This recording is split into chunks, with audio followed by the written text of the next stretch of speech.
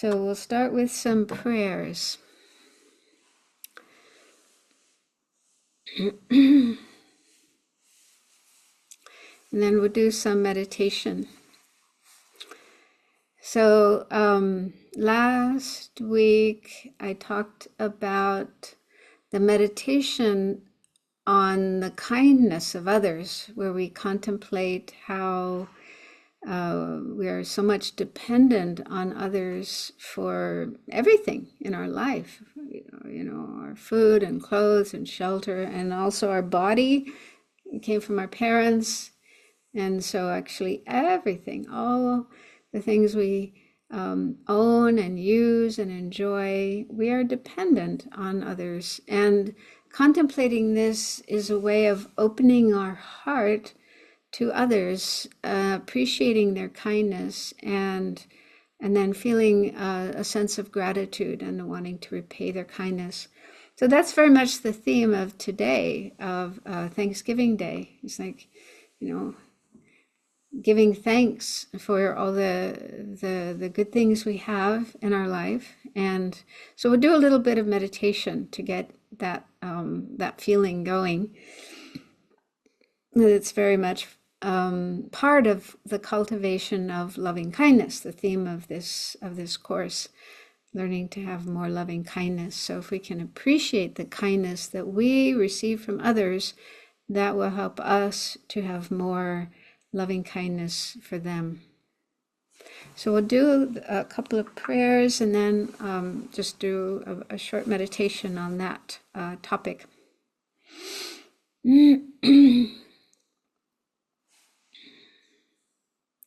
So reciting the prayers is to help us get into a good state of mind for our session tonight. So if you understand the meaning of refuge, and especially if you've already taken refuge, then that's something you can regenerate in your mind, the sense of relying on the Buddha, the Dharma, and the Sangha as guides in the way that we live our life. And then there's the generation of bodhicitta in that prayer as well, and that is the aspiration to become enlightened, to become a Buddha ourselves, so that we can then benefit all other living beings. So if those ideas resonate with you, if they make sense to you, then you can bring those to mind as we recite these prayers. And then we'll recite the prayer of the 4 immeasurable thoughts, which is very much the theme of this course that we're having. I go for refuge until I'm enlightened to the Buddha, the Dharma, and the Supreme Assembly. By the merits I create through listening to the Dharma, may I become a Buddha to benefit all sentient beings. I go for refuge until I'm enlightened to the Buddha, the Dharma, and the Supreme Assembly. By the merits I create through listening to the Dharma, may I become a Buddha to benefit all sentient beings. I go for refuge until I'm enlightened to the Buddha, the Dharma, and the Supreme Assembly. By the merits I create through listening to the Dharma, may I become a Buddha to benefit all sentient beings. May all sentient beings have happiness and the causes of happiness. May all sentient beings be free from suffering and the causes of suffering. May all sentient beings be inseparable from the happiness that is free from suffering. May all sentient beings abide in equanimity, free from attachment for friends and hatred for enemies.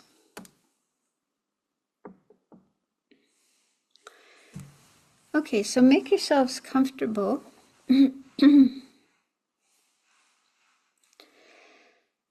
So if you're sitting cross-legged, have your legs arranged in whatever way is most comfortable for you. And if you're sitting in a chair, then just have your feet flat on the floor. And either way, whichever way you're sitting, try to keep your back straight. Try to sit up straight. That helps our mind be more alert, awake, clear.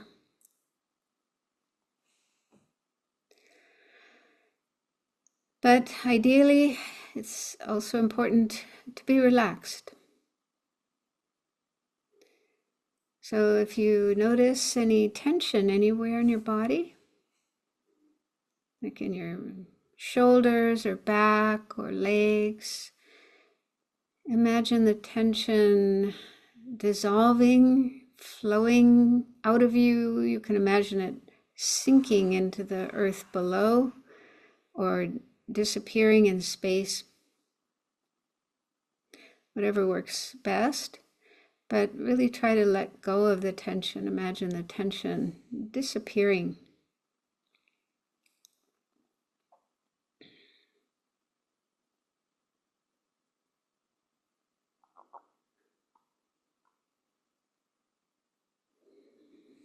And let your breathing be natural.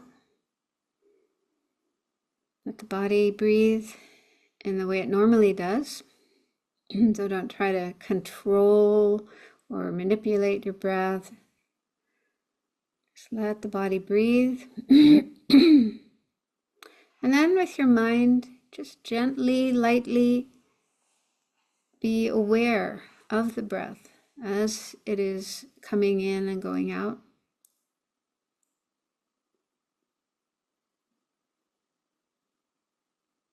You can do that in whatever way works best for you. Some people observe the movement of the abdomen in and out with each breath. Some people observe the sensations around the nostrils as the air is coming in and going out of the body. But you can find your own way of observing the breath wherever you can experience it most easily, most clearly.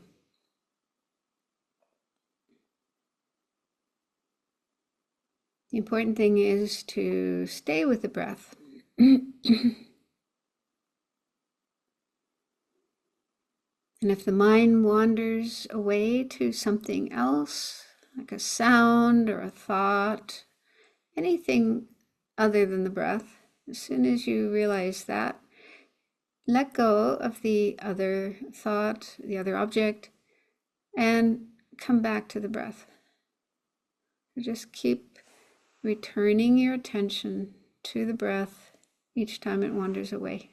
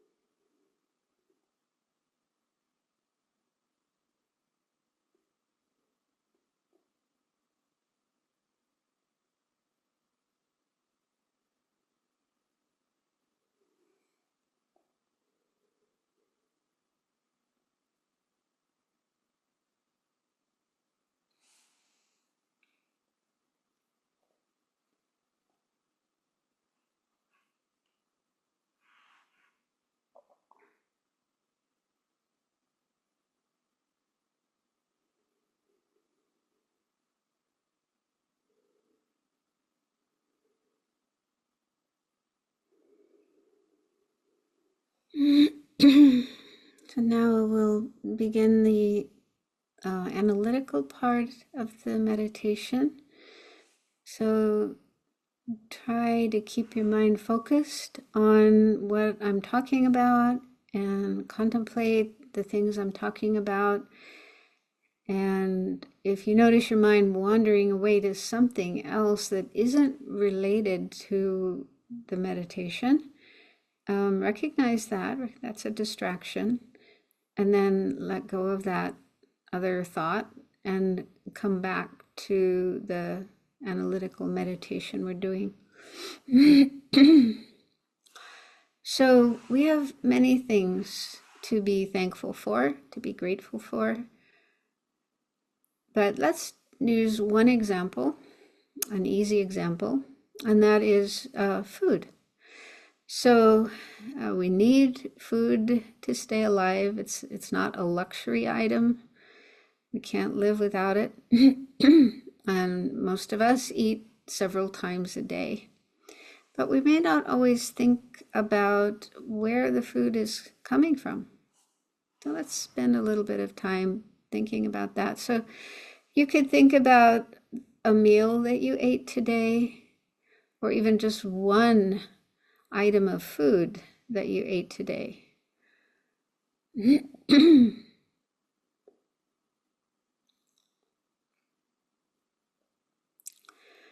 So most or a lot of the food that we eat is dependent on farmers and farming.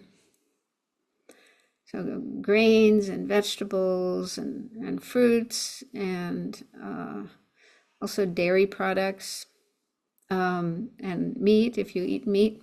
So all of these things require people, farmers, working to produce those things. So let's just think about grains and vegetables. So bread and pasta and rice and all the different kinds of vegetables we eat and so on. So these start off in farms. So there's farmers who plant the seeds, sow the soil. First they have to, till the soil, and of course they have machines to do that, but they still have to drive those machines, and that takes time and energy. And then planting the seeds and providing them with fertilizer, with water to ensure that the seeds will grow and turn into crops. And that's a process that probably takes a few months to grow the crops, the grain, the corn, the vegetables, and so on. And so they have to be very attentive and make sure the crops are growing, they get the right amount of water to eliminate weeds, things that would interfere with the growth of the crops. So there's quite a bit of time and energy, effort that goes into growing those food items. So just think about that and feel a sense of gratitude for the people doing that work.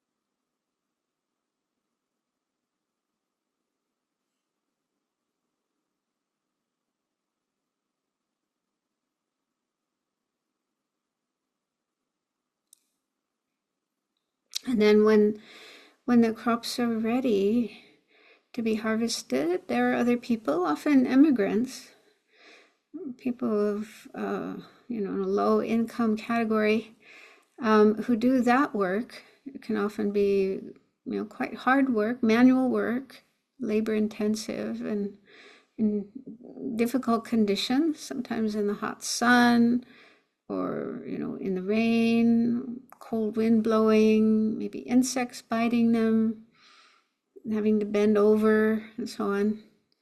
Again, a lot of people involved in that aspect of the growing process. I feel a sense of appreciation for them.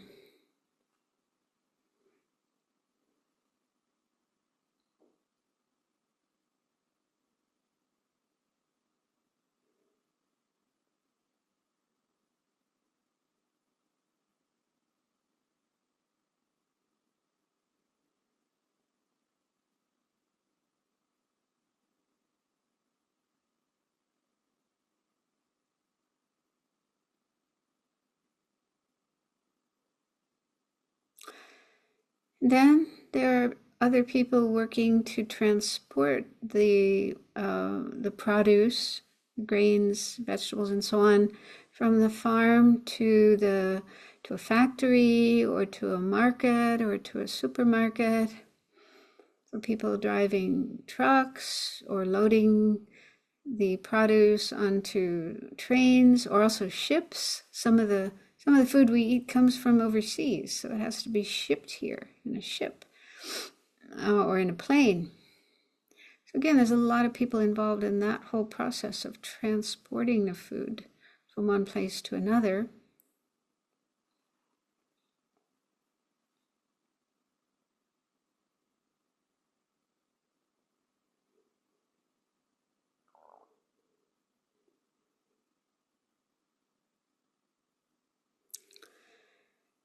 Then people working in food processing places, to process the raw grains and make them into pasta or bread or flour and so on, and packaging them.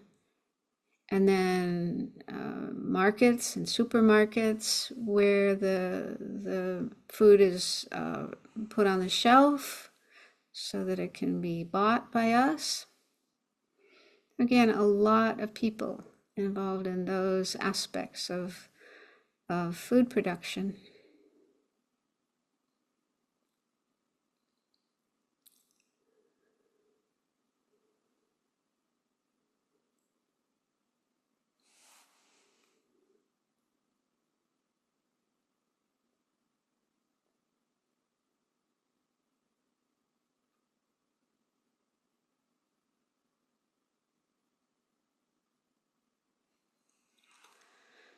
So in this way, we can see that even for one meal that we eat, or even one item like a sandwich, so many people, maybe dozens, maybe even hundreds of people were involved in making that food available for us. Most of those people we don't meet. We may never meet them in this life, but we still benefit from the work that they do. If they didn't do that work, it would be very difficult for us to have the food we need to survive, to stay alive.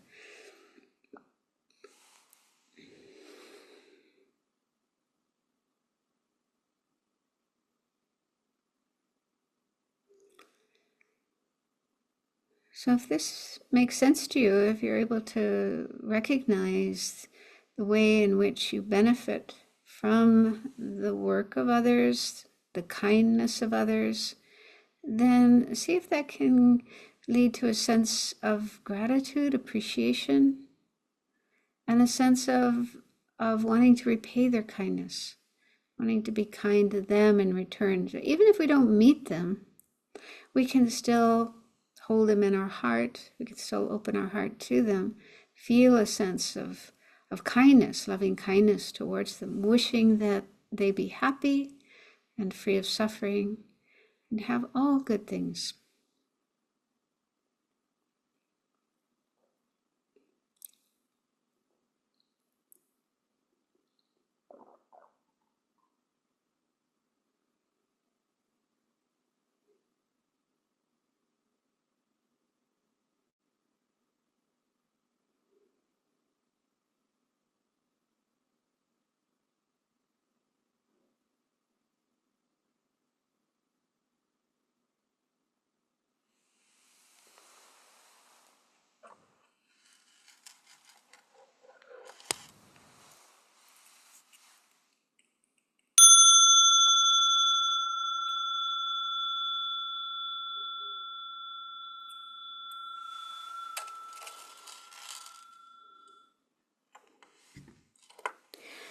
So that gives you an idea on how you can do that meditation. And that's something you can do anytime. You don't have to be in a formal meditation situation. Just when you're out in your daily life, noticing the work that people do in the city, the town where you live, the neighborhood where you live, and just feeling a sense of gratitude, appreciation.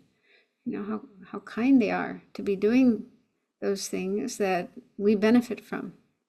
And without the work they do, our life would be quite different, quite hard, quite difficult. So that's one helpful way of increasing our sense of kindness, loving kindness for others.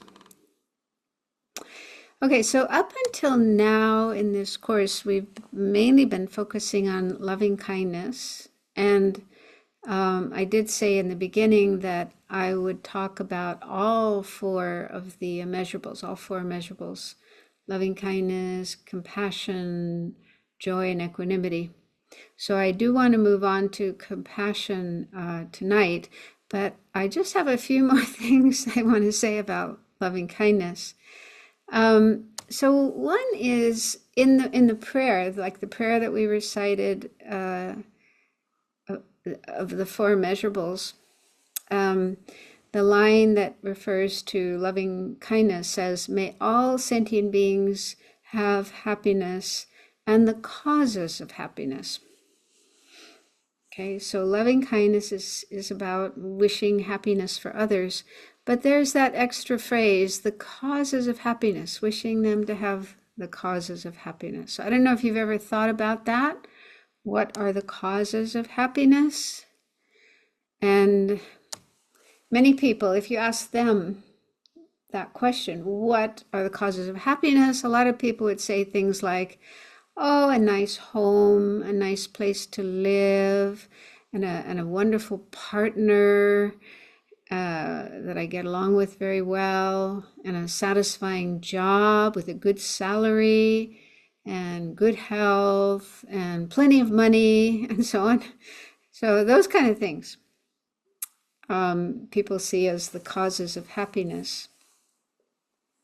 But we need to question that. Is it really the case that those are the causes of happiness? And so if you had all those things, even if you had all of those things that people normally consider necessary for happiness, is it guaranteed that you will actually experience happiness? Is your happiness guaranteed even if you have all those things? So that's something to investigate in your own experience, but also, looking at the world around us, other people's experiences, because we do hear about, and maybe you even know personally, people who do have all those things. They have a beautiful place to live, and they have a nice partner, a nice family, they have a good job, they have plenty of money, good health. So it's like they've got it made, as we say. They have everything that anybody could want. And yet they're still not completely happy. They still experience some unhappiness, some dissatisfaction. And sometimes people in those positions even experience depression and can even be suicidal. So there's a number of like high profile cases of celebrities who seemed to have it all, like everything you could possibly want, and then they ended up committing suicide or drinking themselves or drugging themselves to death, dying of a drug overdose or an alcohol overdose. So it's always surprising when that happens. It's like, how could that happen? They had everything. They were so attractive. They had so many friends. They were famous. They were rich. They had it all. They had everything. And yet they destroy their life. So those examples, of course, that doesn't happen to everybody, but those examples show that the real causes of happiness are not necessarily those sort of external things, like money and a nice house and so on and so forth, that we need more than those things.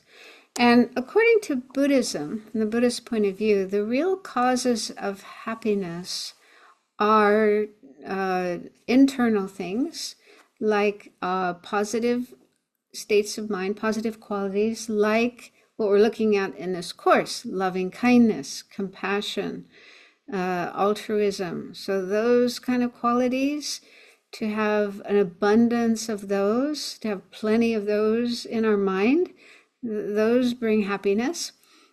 And another important cause of happiness is virtue or good karma. So this relates to the Buddhist teachings on karma. So the Buddha discovered in his own experience, looking at his mind, looking at his own life and experiences and so on, he discovered that the main cause of happiness is virtue, good karma, creating good karma. And on the other hand, bad karma, doing negative things like killing and stealing and lying and so forth, non-virtuous actions, those are the cause of suffering. So from the Buddhist point of view, our karma is really the main factor that determines whether we are happy or whether we suffer. So if we create virtuous karma, if we've created virtuous karma in the past, then that is the cause for us to have good experiences in the present. And then if we want to have good experiences in the future, happiness and all the things we need in the future, then the way to ensure that is to create virtue, to create good karma now. So those are the main factors, the main causes of happiness, according to Buddhism. Virtue, good karma, and also positive states of mind, positive aspects of the mind, like compassion, kindness, caring about others, wanting to help others, not wanting to harm others, and so on. So if we have those, then we will experience happiness. But if we lack those positive qualities in our mind, and if we lack virtue, good karma, then even if we have all the external conditions that normally bring happiness, or people normally think of as the cause of happiness, then there won't be genuine happiness in the mind. So I don't know if that makes sense. Probably, if you've heard about karma, you've heard these teachings before, you can understand that. But if it's new, then it may take time to think about that and for that to make sense to you. But anyway, that line in the prayer of the Four Immeasurables that says that wishes sentient beings to have happiness and the causes of happiness. So what we're saying there is we want sentient beings to be happy. We want them to have everything they need in order to be happy, to have food and clothes and shelter and good conditions and safety and so on. But we also want them to have the causes of happiness, which means we want them to create the virtue, the good karma that will ensure their happiness in the future as well. Because if they don't do that, right, even if they have happiness now, right, they may have all kinds of good things in their life right now, but if they're not creating virtue, if they're not creating good karma now, then things are going to run out. Right now, the good things they're experiencing now are the result of virtue they created in the past. Okay, so somebody who has a nice, beautiful house and plenty of food, plenty of money, this is the result of virtue they created in the past, mostly through practicing generosity and also ethics. So in the past, they created good karma, and now they're experiencing the results of their good karma. But if they don't create more good karma now, then the good karma they created in the past is going to run out, and then they will be without the things that they need. It's like, with money. If you have a job, you're earning a salary. if you have a certain amount of money and then you say, okay, I have enough, and then you just go off and spend all your money and you stop working, you stop earning more, well, sooner or later, your money's going to run out. You're going to run out of the money you have. And if you don't earn more money, you're going to be destitute. And so it's similar, with us sentient beings. Whatever good things we're experiencing, whatever, good fortune, good conditions we have now, these are the result of good karma we created in the past. And if we just enjoy all these things, but don't create more good karma, then sooner or later, our karma is going to run out. And then if we don't create more, we won't have good conditions in the future as well. And so if we really want to benefit others, if we really want them to have happiness, not just right now, but for a long time to come, far off into the future, then we want them to know how to create good karma and do that, create good karma, and also to have good states of mind, love, compassion, rather than anger and hatred and, creating bad karma. Does that make sense, what I'm saying? I'm just babbling, but I hope it makes sense. So that's why it's important, that aspect of the prayer, to say, may all sentient beings have happiness and the causes of happiness, so that they will continue to create the causes of happiness, good karma, virtue, so to ensure they will have happiness in the future as well. So that's something to think about. If that makes sense to you, you can contemplate that as well when reciting that line and meditating on loving kindness for others.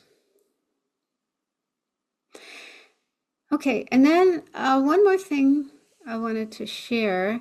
It's on the slides that I sent. There's this one verse that I really like, and it's quite profound. It's from a text called The 37 Practices of Bodhisattvas. The author of that is Togme Zangpo. He was a Tibetan Lama.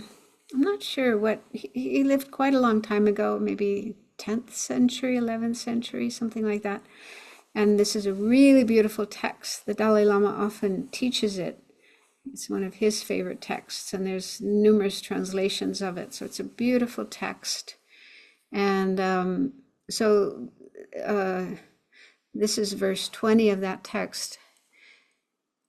It says, while the enemy of your own anger is unsubdued, though you conquer external foes, they will only increase. Therefore, with the militia of love and compassion, subdue your own mind. This is the practice of bodhisattvas. So I don't know, for me that verse is very powerful. And a lot of people in the world believe that they have external enemies. There's people out there who are trying to get them, who are trying to harm them, or who have harmed them in the past, and then they get involved in a lot of thoughts how to get back at their foes, at their enemies. And of course many people do. They actually get involved in violent actions, harmful actions, even shooting and so on, to get back at these external enemies. So this is a common human, of course not everybody does it, but a lot of people going back in history, we find this is a human feature, a human characteristic, to see enemies out there that we have to get back at or destroy or kill or whatever. And so what he's saying here is that even if you do manage to conquer external foes, but if the real enemy is inside of us, it's our own anger. So this is very much a Buddhist idea. Shantideva, great Indian master, talked a lot about this, that the real enemy isn't out there, but it's in our own mind. It is our anger and our other afflictions, attachment and so on. Those are the things that really cause us to suffer, that make all the problems that we have. They really come from our own afflictions or delusions. And as long as we haven't overcome or subdued these internal foes, these internal enemies, then we will never have an end to external ones. We will always have enemies out there. In other words, if we're angry, if we have a lot of anger and we don't try to work on our anger, then we're going to have a lot of people who don't like us. We're going to get into conflicts with people, and maybe even some people will want to harm us. So it's really our own anger that creates external enemies, external foes. And as long as, our anger goes unsubdued inside our mind, there'll be no end to external foes. And that's what he's saying in the first two lines. But then he says, in the last two lines, use the militia of love and compassion. So love and compassion, these qualities that we're learning about in this course, these are like the militia, not violent, angry, harmful militia, but more like guards. These are the factors that will protect us from suffering, protect us from harm. So if we cultivate love and compassion and use those to subdue our own mind, instead of trying to, conquer external foes, subdue external foes, but subdue the ones in our own mind, then this is what bodhisattvas do.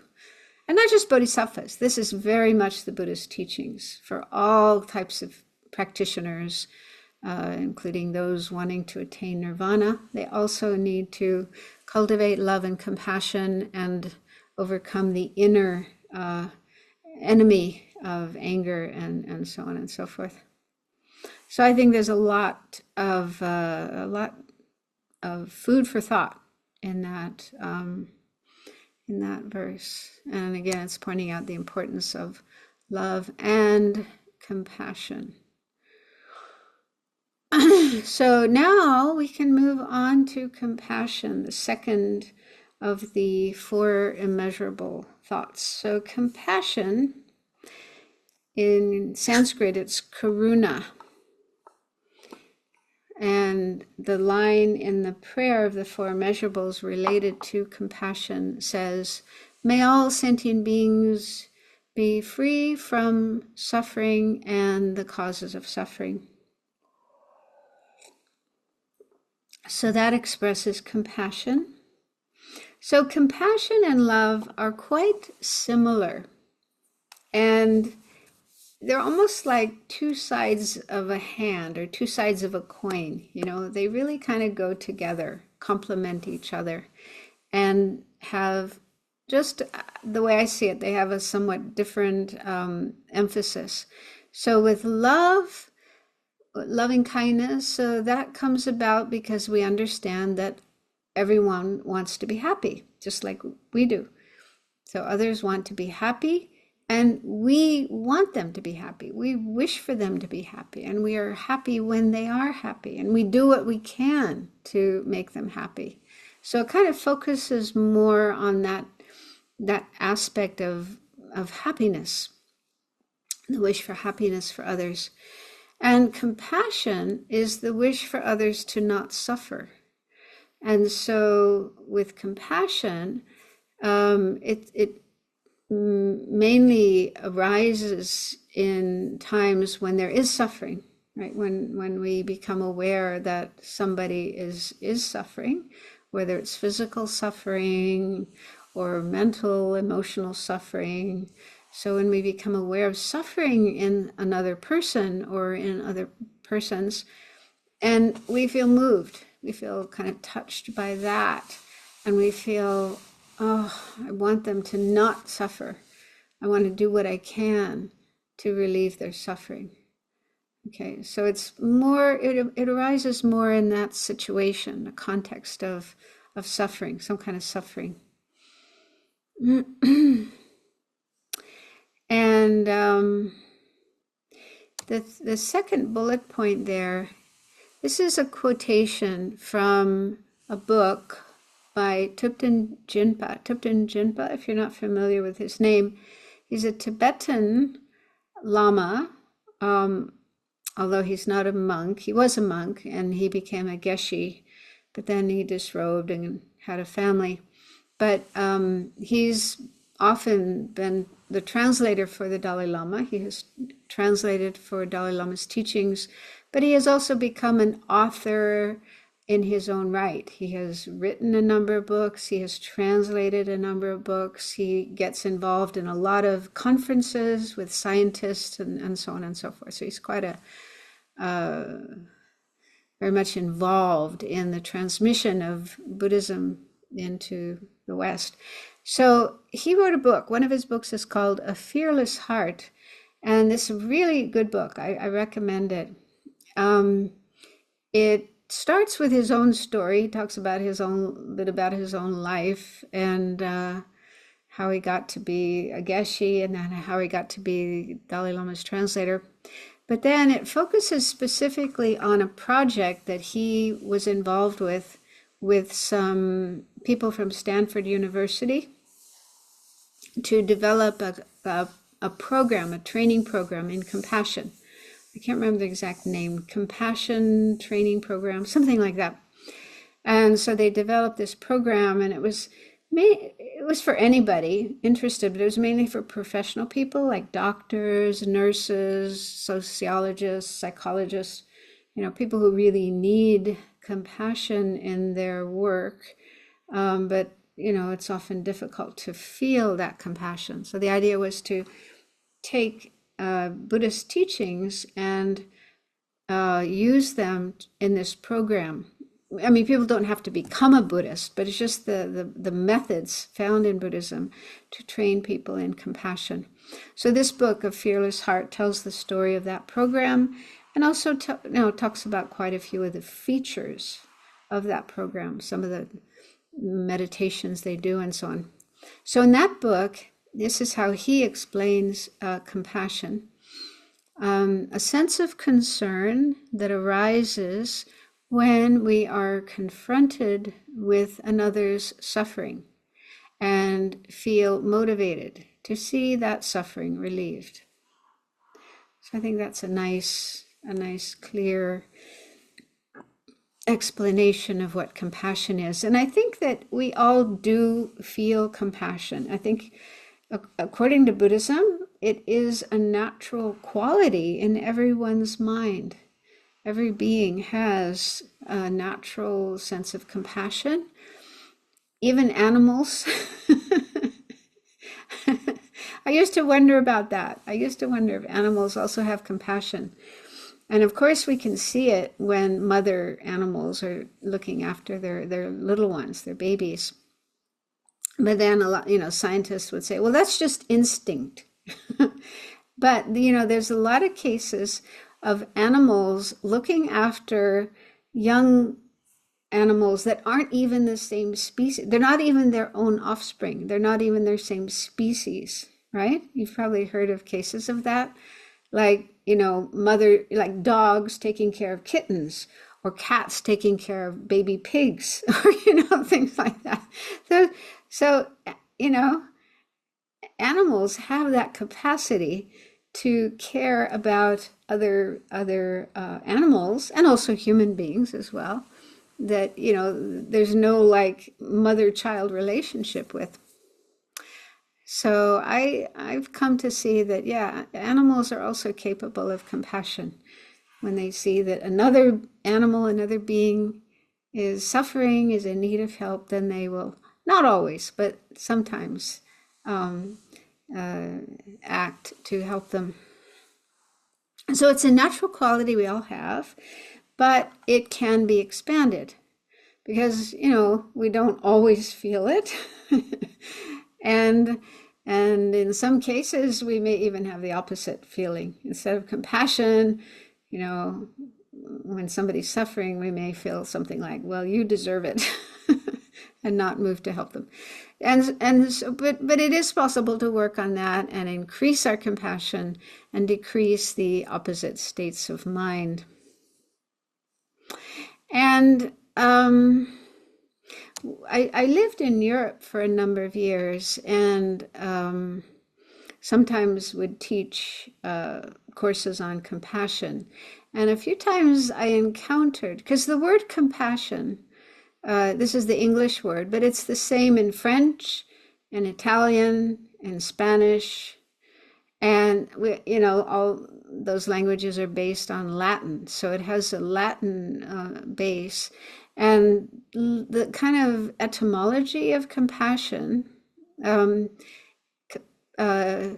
passion can mean like a strong feeling, yeah, but it can also mean suffering. It can also mean pain. For example, in Christianity, they talk about the passion of Christ. When he was crucified, he went through all this terrible suffering. So passion can have that sense of extreme pain, extreme suffering. And then come, the first part means like with. So the etymology of the word compassion is to suffer with. And what I heard in Europe is some people aren't interested in having compassion.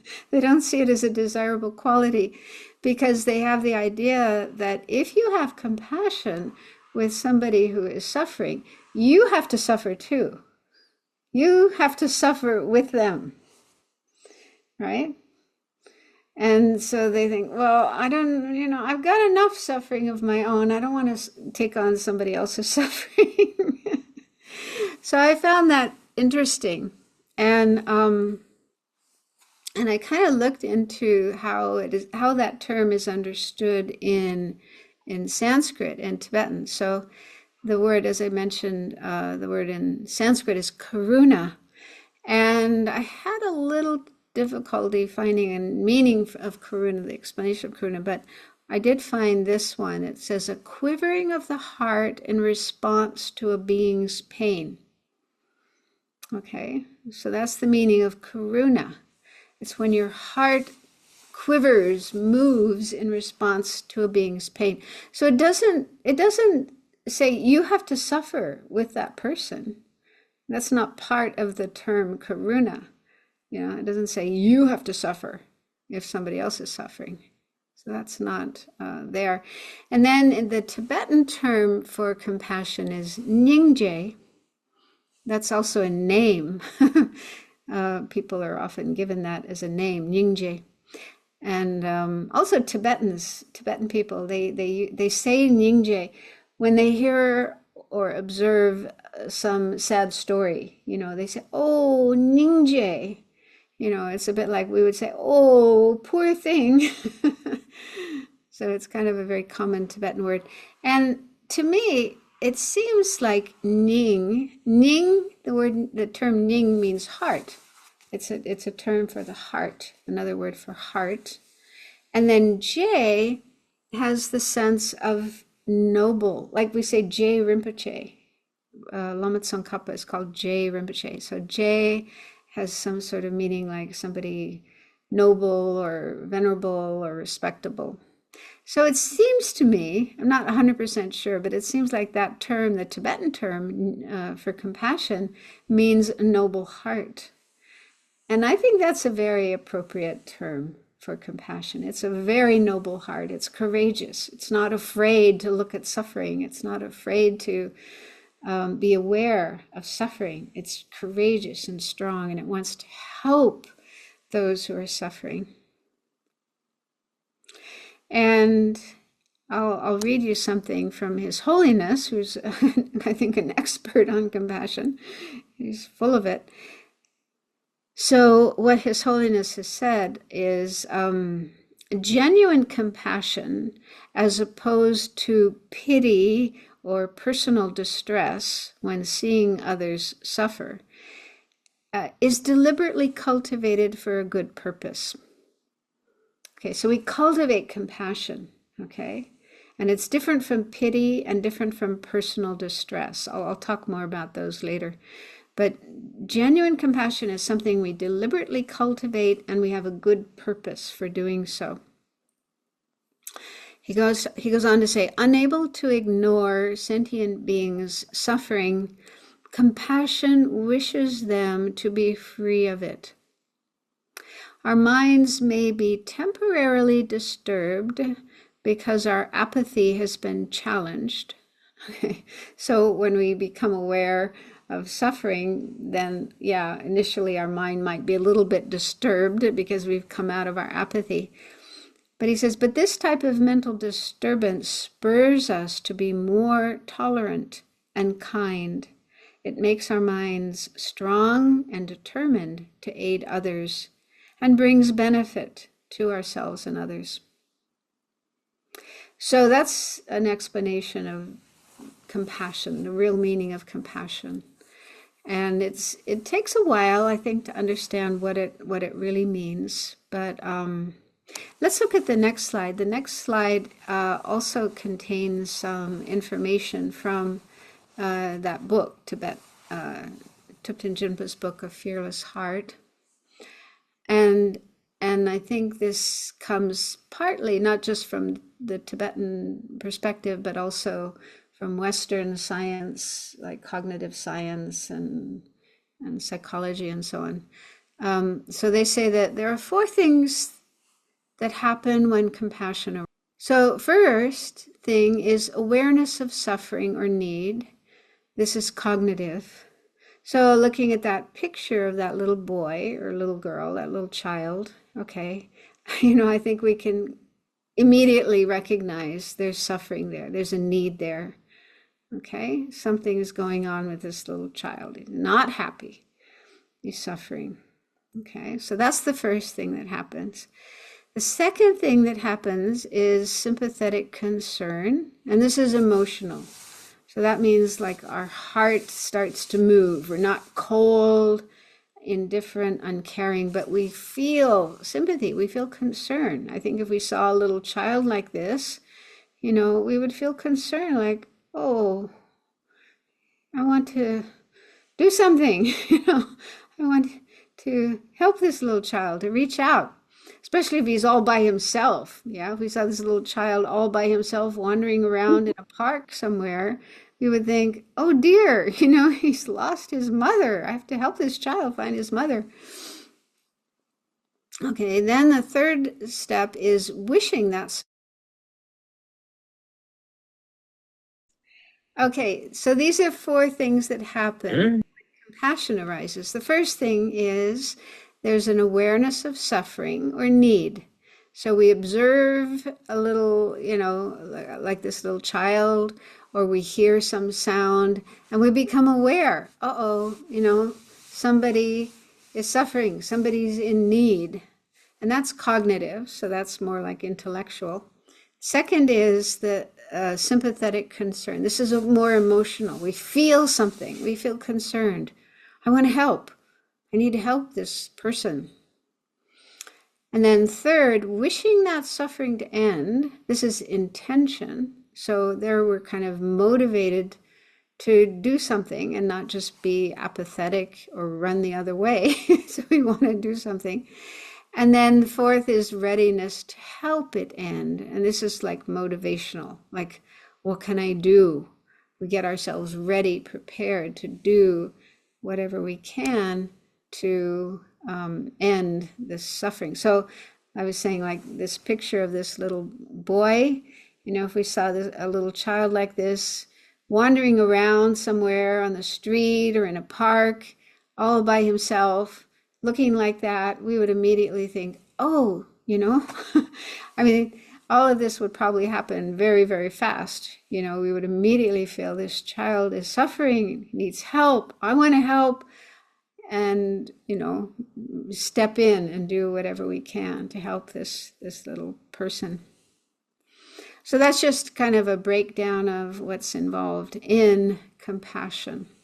And I mean, all of these things, these 4 steps probably happen very quickly within just a few seconds. But maybe not always. Sometimes it might take a little longer depending on the circumstances.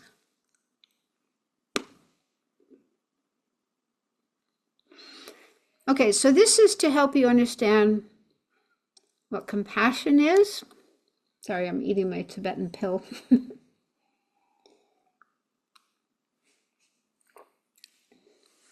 Now let's look at some obstacles to compassion.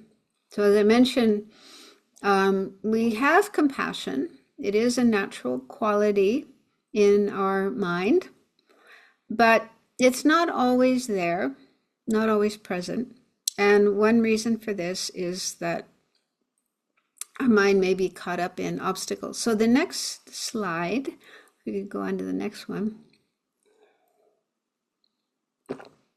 So this is from the Buddhist scriptures. Each of the four immeasurable thoughts has what are called the enemies, a far enemy and a near enemy. So the far enemy is like the opposite state of mind. So for compassion, the far enemy is cruelty. So that's the exact opposite of compassion. Compassion wants others to not suffer, and cruelty wants someone to suffer. Yeah.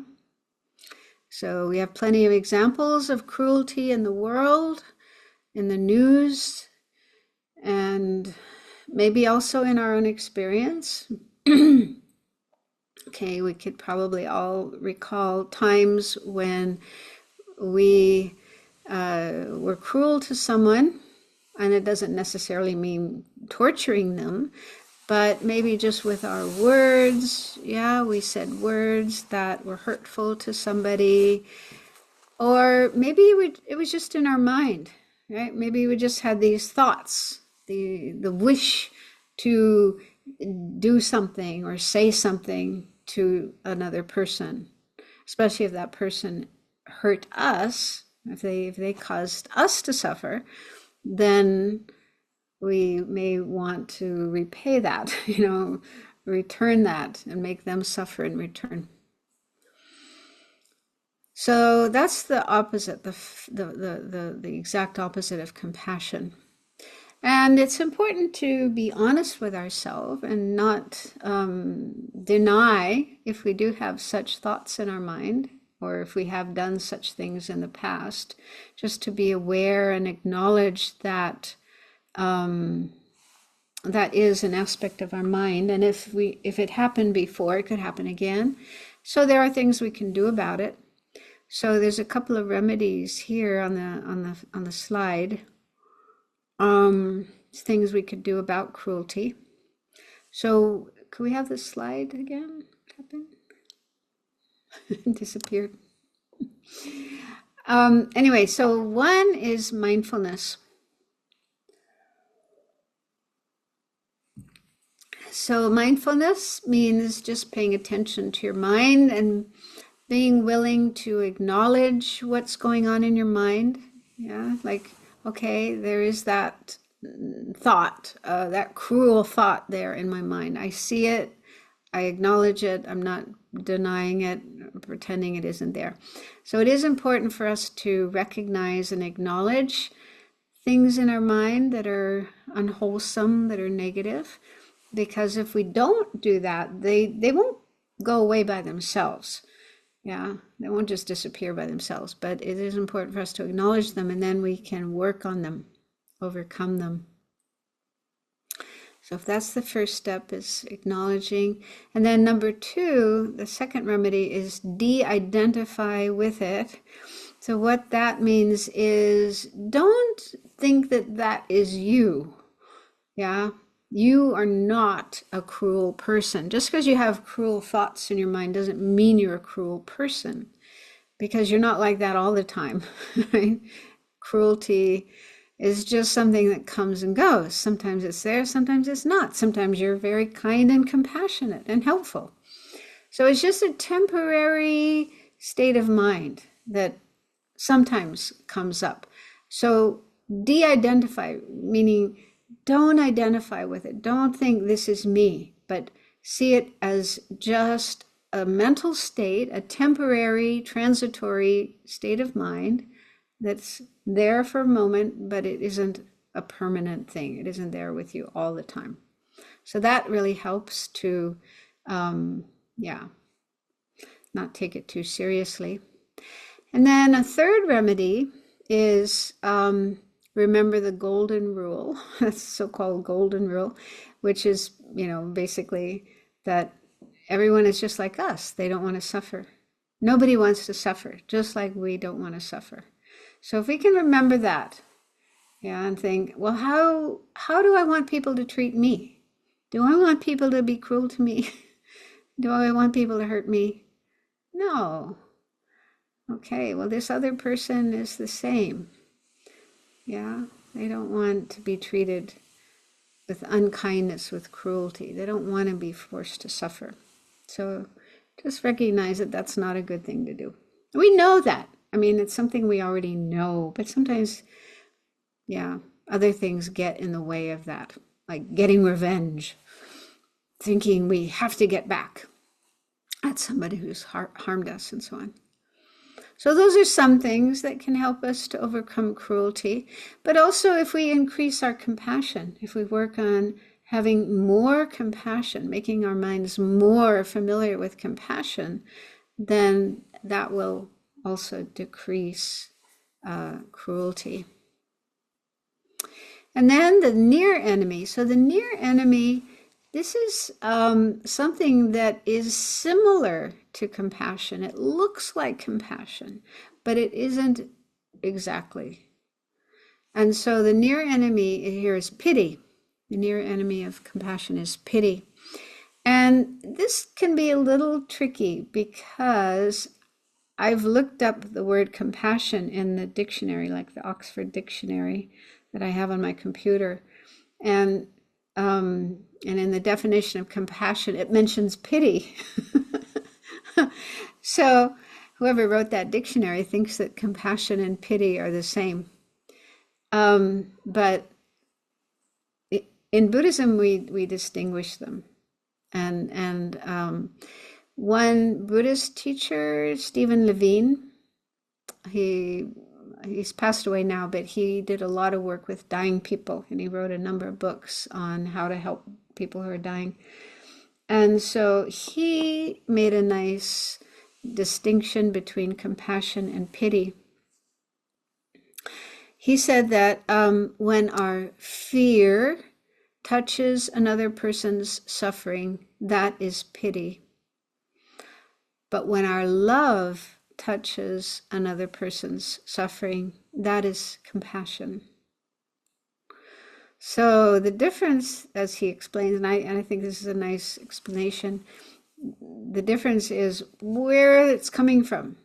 If we're coming from a place of fear, it's pity. For example, you see somebody who's been injured or who's crying and you're afraid. You don't want to get too close to them. Maybe you want to protect yourself. You don't want to get hurt yourself. And so you're concerned really more for yourself, like self-protection. So there's some concern for the other person, but maybe it's more like pity rather than compassion. And pity, I think, can also cause us to keep a distance, to want to stay distant from the person who's suffering, not get too close to them. And there's maybe some condescension as well, kind of like looking down on them rather than seeing them as an equal. So those are, I think, some of the things involved with pity. But compassion isn't like that. Genuine compassion is more concern for the other person than for oneself. I mean, that's not to say, we shouldn't protect ourselves, but, we still have this very strong concern to help the other person. And there's love there.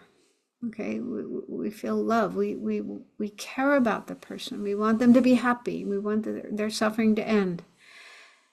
So I think that that's a nice way of distinguishing compassion and pity. So we can look at our own experiences and try to recognize those. And also in the quote I mentioned earlier from His Holiness the Dalai Lama, he also mentioned personal distress. he said, compassion is not the same as personal distress. So personal distress is like maybe somebody's injured or in pain or suffering somehow, and we just get all upset, right? We get distressed. We get kind of frantic, hysterical, right?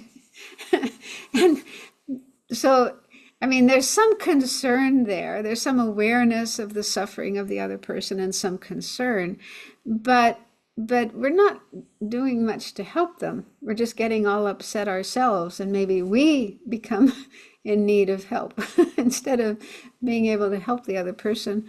We become hysterical, and then people have to help us, and so that is also not compassion. So compassion, ideally, with compassion, we're able to stay cool and calm and think clearly what we can do to help this person who's suffering, and then act quickly to do the right thing. That's the ideal. The ideal. Of course, it takes time to get to that point, but that's the ideal. Okay, so remedies for pity. Again, mindfulness, being able to recognize if what is in our mind is genuine compassion or it's more like pity. And then again, the golden rule, to understand that this other person is basically just like us. They don't want to suffer. And that will help us to not be sort of arrogant and condescending towards them, looking down on them, but recognize a way in which we are the same. We are on the same level of being human beings, sentient beings who don't want to suffer. And then third, if we work on generating more loving kindness and compassion, this will help us have more courage and be less self-centered. So those are things we can gradually work on to have compassion rather than pity in our mind. Okay, so those are things to be aware of that are obstacles to compassion. And then the next slide is sort of addressing an issue that often happens when people do open up their minds to suffering, and being able to do that without getting overwhelmed, right? I'm sure we've all felt that way, and even now we may feel that way when you turn on the news, you read the news, and all the terrible things that happen, the wars and the starvation and the poverty and so on, and corruption. I mean, there's just so many sad things happening in the world every single day.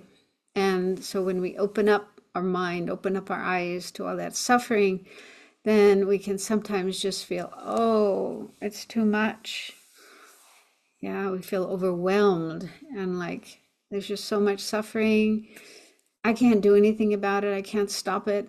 And then we might just kind of shut down and say, I don't want to look at this anymore. I don't want to deal with this anymore. It's too much. So that, from the Buddhist point of view, that we can't really do that. We need to be aware of suffering, especially the Bodhisattva's path. I mean, that's all about being aware of suffering and then using that awareness to generate compassion and love and work for enlightenment so that we can help all sentient beings be free of suffering. So we need to keep our mind aware of suffering, but not get overwhelmed by it. So I think there's some things in Buddhism that can help us with that. So first point is to understand that suffering is part of life. It's the first thing that the Buddha spoke about when he first started teaching the Four Noble Truths, The first noble truth is the existence of suffering, the presence of suffering. It's just an inevitable aspect of life, meaning ordinary unenlightened existence, samsara, what we call samsara.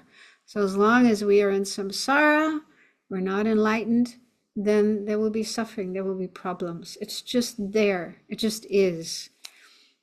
However, the second point, remember impermanence, that suffering is impermanent.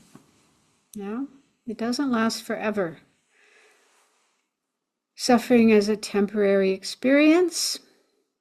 And it's there for a while, but eventually, sooner or later, it will pass. So I think, for me personally, remembering impermanence is very helpful to recognize somebody is suffering right now at this moment, but it's not going to last forever. They're not going to be in that situation forever and ever and ever. It might go away after just a few seconds. It might be a few hours or days. It might be a longer, but sooner or later, that suffering will come to an end. So that I find really, really helpful.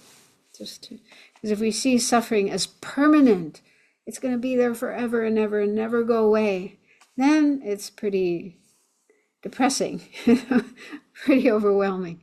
But remembering impermanence can give us a healthier perspective. And then a third point, reflect that suffering isn't necessarily bad. So this, in some of you may have studied Shantideva's text, The Guide to the Bodhisattva's Way of Life.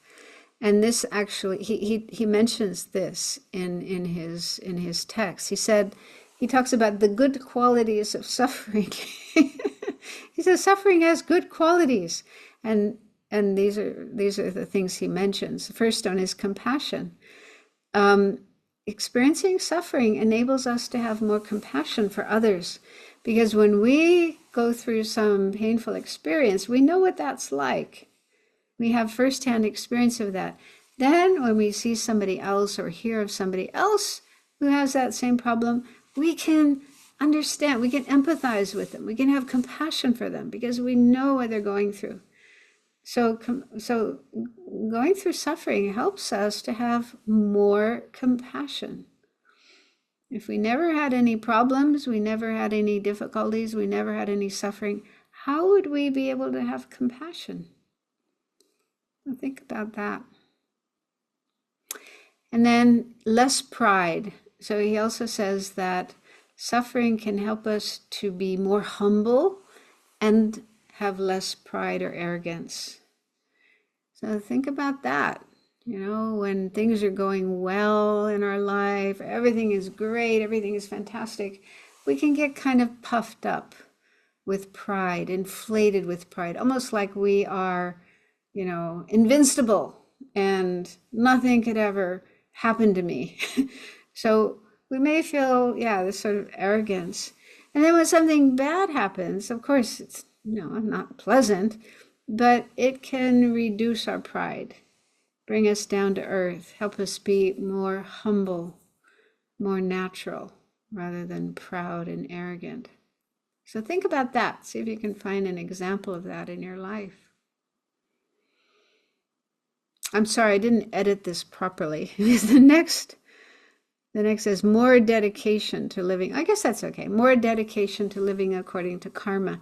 So when we go through an experience of suffering, that is a reminder about karma. If we know about karma, we believe in karma, then we can think, okay, I must have created some bad karma, and that's why this is happening to me. Oh, I don't like this happening to me. I don't want more of this in the future. So I better clean up my act.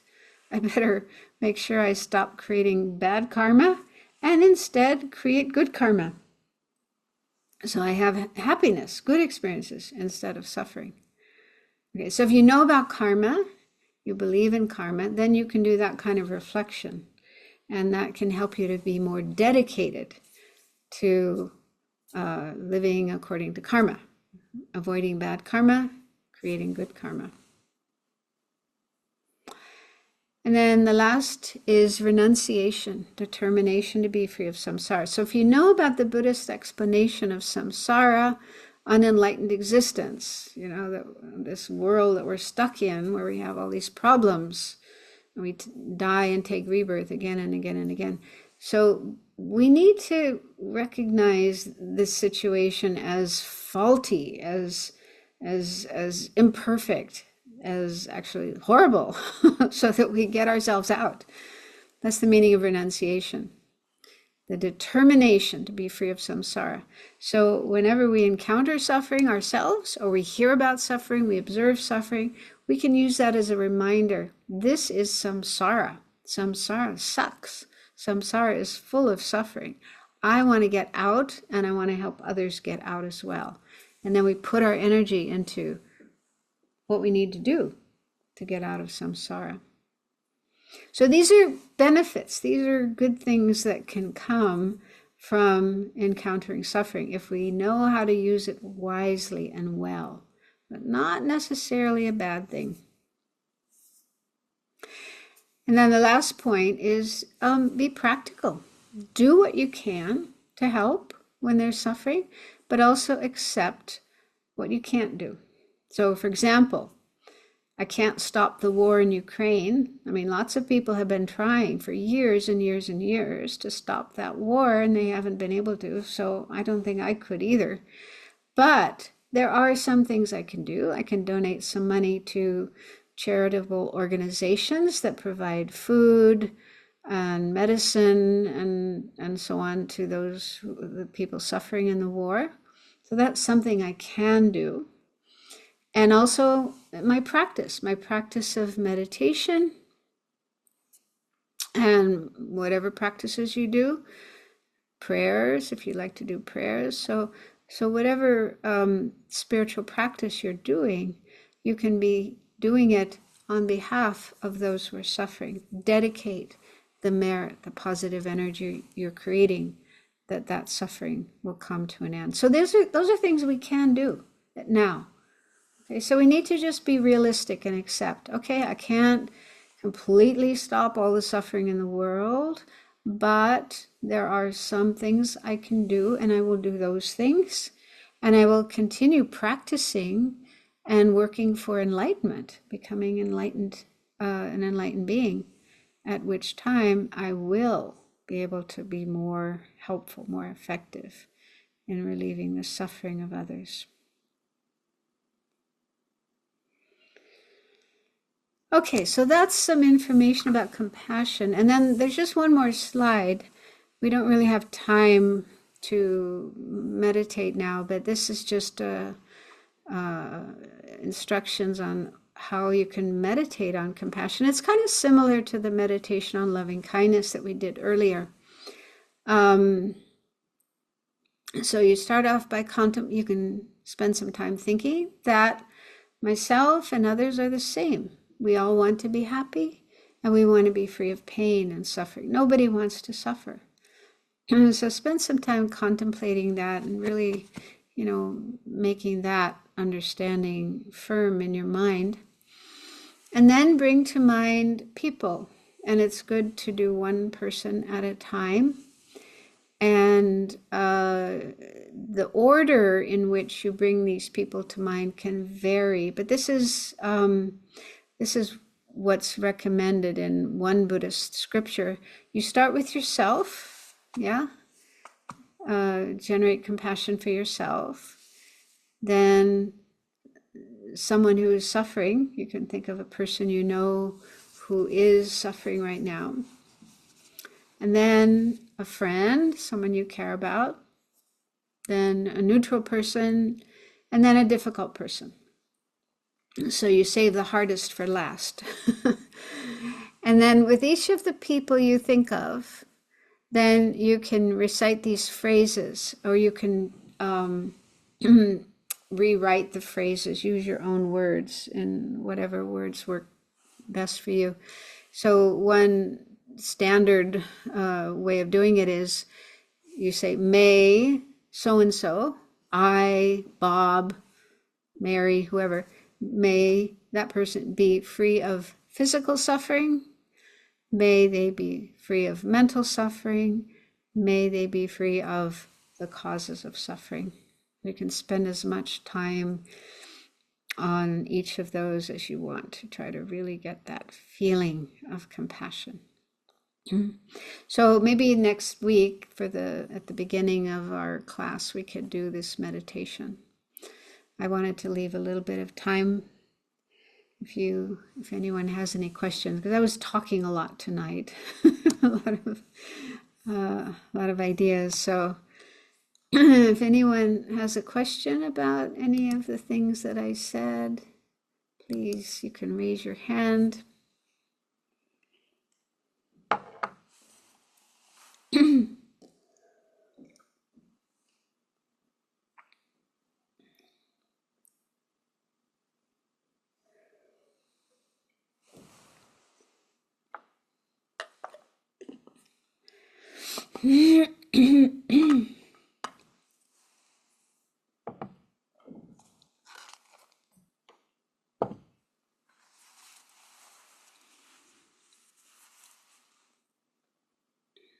So does that mean everything was completely clear?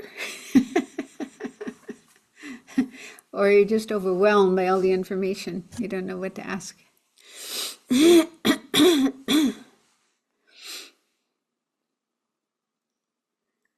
Okay, so Lakme, yes? Good evening, good morning, my brother. My question, I needed a little more understanding on the point regarding to be free from samsara, um, that which is going to, how are we going to be compassionate by their help and want to renunciate or determine to be free from samsara? Okay, Because so I don't know how much, huh? What? Are you? samsara is the cycle of life, Yeah, family. yes, yes. So I'm here in India, and it's such a big thing to be in this, in part of the family. Sorry, I didn't get that last phrase. It's a big deal to be part of family here in India, the integration of family. Integration of family. Yeah. I I don't quite understand what your question is. Yeah. So how does that help me from, being free from samsara? How do I remove myself from the cycle of samsara? Oh, okay. Well, that's like a huge question, but so Buddha explained this situation of samsara. It's a cycle of death and rebirth we are all part of. We are all in this situation where we are born and we live and then we die and then we again reborn. And so we keep going through those experiences again and again. And within each life, we have different kinds of suffering, right? So there's no perfect life, no perfect situation in samsara. Wherever you're born in samsara, there will be suffering. So samsara is characterized by suffering, like the nature of samsara is suffering. And so the Buddha realized that, and he got himself out of samsara, and then he taught us how to do it, what we need to do to get out of samsara. So that's by following his teachings, the path. But first we have to want to get out of samsara. Right? We have to have this genuine wish, desire to be free of samsara. And that's what's called renunciation.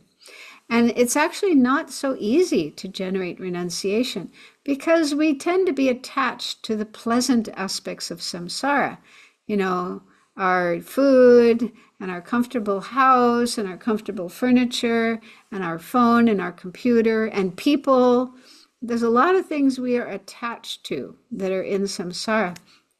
And so as long as we have that attachment, we're clinging to all those things, then we can't really generate the determination to be free and then do what we have to do to get ourselves out of samsara. And so it's not easy to generate renunciation and then really put all our effort into getting ourselves out of samsara. And so what that line I mentioned, one of the benefits of suffering, when we have suffering or somebody else has suffering, is to remind ourselves, to remember this is the nature of samsara. As long as I'm in samsara, there will be suffering again and again and again. And so that remembrance will help us to let go of our attachment to samsara, our grasping at samsara and all the things of samsara. So it takes time to contemplate this. This is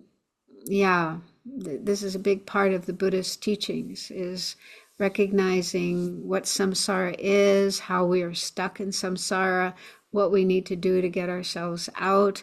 I mean, it's not like just like that we can get out of samsara. It takes time, maybe lifetimes, to do everything we need to do to get ourselves out. But at least we have to recognize, this is what I want to do. This is what I need to do, is to get myself out of samsara instead of just letting myself sit here and continue being stuck in samsara. So the point of that phrase or that line in the slide was that when there's suffering, one benefit of suffering is that it reminds us of the nature of samsara, and that will help us, if we use it in the right way, that will help us generate the wish to be free of samsara. Does that make sense, what I'm saying? Yeah. Absolutely. Thank you so much. Thank you so much. That's very deep. Thank you. And also, like, for the Bodhisattva's path, which is the one we try to follow, there are wishes to become enlightened so that we can help all sentient beings be free of samsara. So even on the Bodhisattva's path, we still have to recognize the dangers of samsara, the suffering nature of samsara, so that we can free not just ourselves, but help everybody else get out of samsara as well. And so it's, we really need to have a clear understanding, a clear recognition that samsara is not a paradise. It's not Disneyland. It's not a beautiful, wonderful place, but it has suffering. So any experience we have of suffering is a reminder of that. It's like a teacher teaching us about samsara. So that will energize us to do what we have to do to get out and help others get out as well. So that was the point there. Thank you very much. Okay. Okay. So we've come to the end of our time for this week. And if you do have any questions that come up, between now and next week, if you think about things, then you can send your question to the center, and they will convey it to me, and then I'll answer it in the next class. So do think about these points. There's a lot of material tonight. I think you can get a copy of the slides. Is it's on the event page, under course materials. So you can then read through those points again, reflect on them, and come up with questions for next week. And then we'll do a meditation on compassion next week as well. Okay, so let's do the dedication prayers to dedicate the merit, the positive energy from tonight's session, sharing it with all sentient beings, that it will help all of us get out of suffering, out of samsara, get to liberation and enlightenment.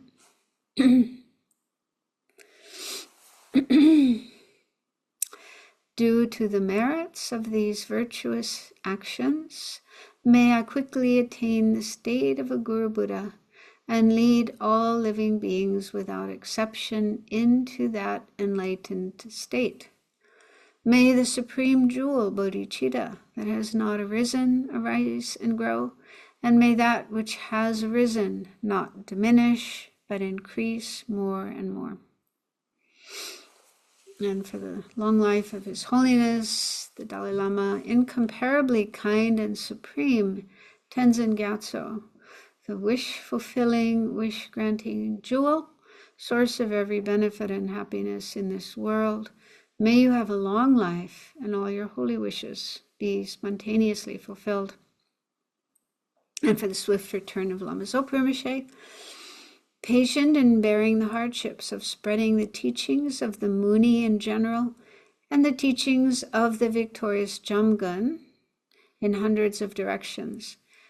Lord of Dharma, holding the 3 vows and wearing saffron robes, please quickly return as the glory of the peerless teachings. Okay, thank you so much for joining, and I hope it has been beneficial.